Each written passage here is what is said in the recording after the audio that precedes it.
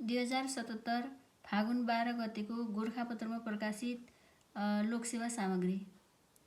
नेपाल दूरसञ्चार प्राधिकरणको तथ्याङ्क अनुसार आर्थिक वर्ष 2077-78 को मङ्सिर महिनासम्म इन्टरनेटको पहुँच पुगेको जनसङ्ख्याको हिस्सा कति रहेको छ? 81%। धुलिखेल नगरपालिकालाई बालमैत्री नगरपालिका घोषणा कहिले गरिएको हो? विक्रम सम्वत 2077 फागुन 5 गते। नेपाल विद्युत प्राधिकरणको कार्यकारी निर्देशकमा कसलाई नियुक्त गरियो? हितेन्द्र देव शाक्य।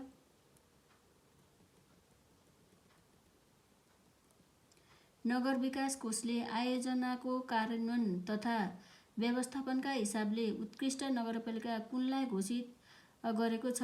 2077 फागुनमा सर्लाहीको लालबन्दी नगरपालिकालाई। विश्व व्यापार सङ्गठन WTO को प्रमुखमा नियुक्त हुन सफल पहिलो महिला को हुनुहुन्छ? एनगोजी ओकेन्जो-इबेला, पूर्व अर्थमन्त्री, नाइजेरिया।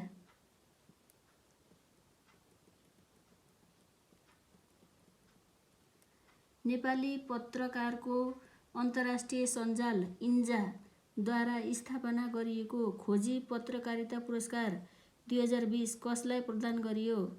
टपेन्द्र कार्की, नागरिक दैनिक र सुशीला पन्त, लोकान्तर.com। 1 लाख रुपैयाँ राशिको सो पुरस्कार पत्रकार कार्की र पन्तलाई संयुक्त रूपमा प्रदान गरिएको।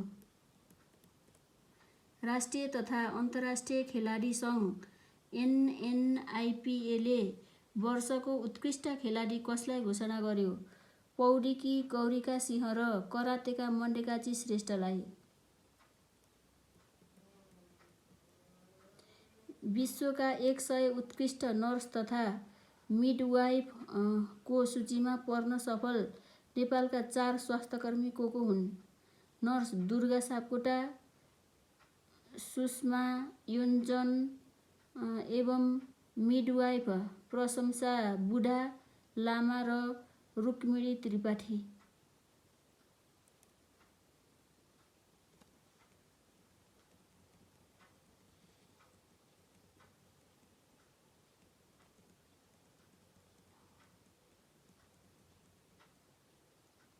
मन्त्री परिषदको सिफारिसमा राष्ट्रपति विद्यादेवी भण्डारीद्वारा प्रदेश 2 प्रमुखमा कसलाई नियुक्त गरियो? विक्रम सम्वत 2077 फागुन 7 मा डाक्टर राजेश झा।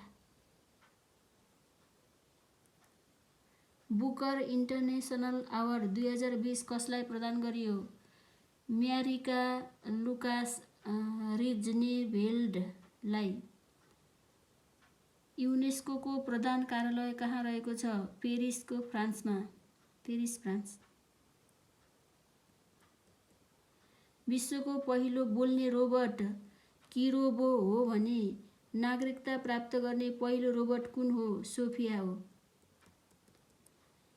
विश्व खुशी सूचकाङ्क 2020 मा नेपाल कतिऔं स्थानमा रहेको छ? 92औं स्थानमा, अङ्क 5.137।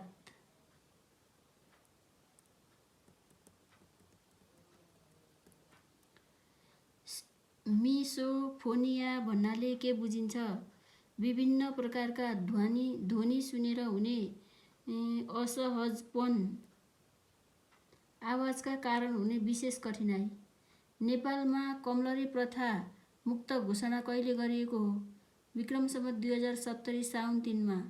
कमैया मुक्त घोषणा विक्रम सम्वत 2057 साउन 2 र हलिया प्रथा मुक्त घोषणा 2065 भदौ 21 मा गरिएको। 4 कुने मुद्रा प्रचलनमा ल्याउने मल्लराजा को हुन्? प्रताप मल्ल। नेपालमा जिरो हङ्गर च्यालेन्ज अभियान औपचारिक रूपमा कहिले सुरु भएको हो? विक्रम सम्वत 2071 पुस 4 गते। राष्ट्रिय बीमा संस्थानले व्यावसायिक कारोबारको थालनी कहिलेदेखि गरेको हो? विक्रम सम्वत 2024 फागुन 11 गते। सार्कद्वारा घोषित अन्तर क्षेत्रीय सम्पर्क दशकको अवधि कुन हो? विक्रम सम्वत 2010 देखि सन् 2010 देखि 2020। शिक्षा क्षेत्रका दधिची भनेर कसलाई चिनिन्छ? शङ्करदेव पन्त। साइलेन्ट स्प्रिङ नामक वातावरणसँग सम्बन्धित पुस्तकका लेखक को हुन्? Rachel Carson. नेपालका कुन शहीदलाई शहीद माइला उपनामले चिनिन्छ? दशरथ चन्द। विश्व आर्थिक मञ्चद्वारा ग्लोबल सेन्टर फर साइबर सेक्युरिटीको स्थापना कहिले गरियो? सन् 2018 जनवरी 26।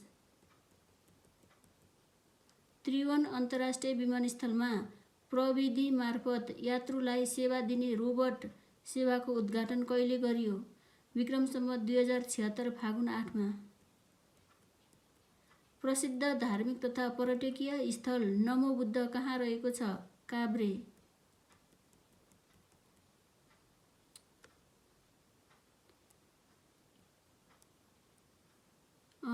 एसियाडको इतिहासमा पहिलो पटक 2 सहरमा आयोजना गरिएको एसियाली खेलकुद प्रतियोगिता कुन हो? 18औं एसियाड सन् 2018 इन्डोनेसियाको जाकर्ता र पलेम्बाङमा।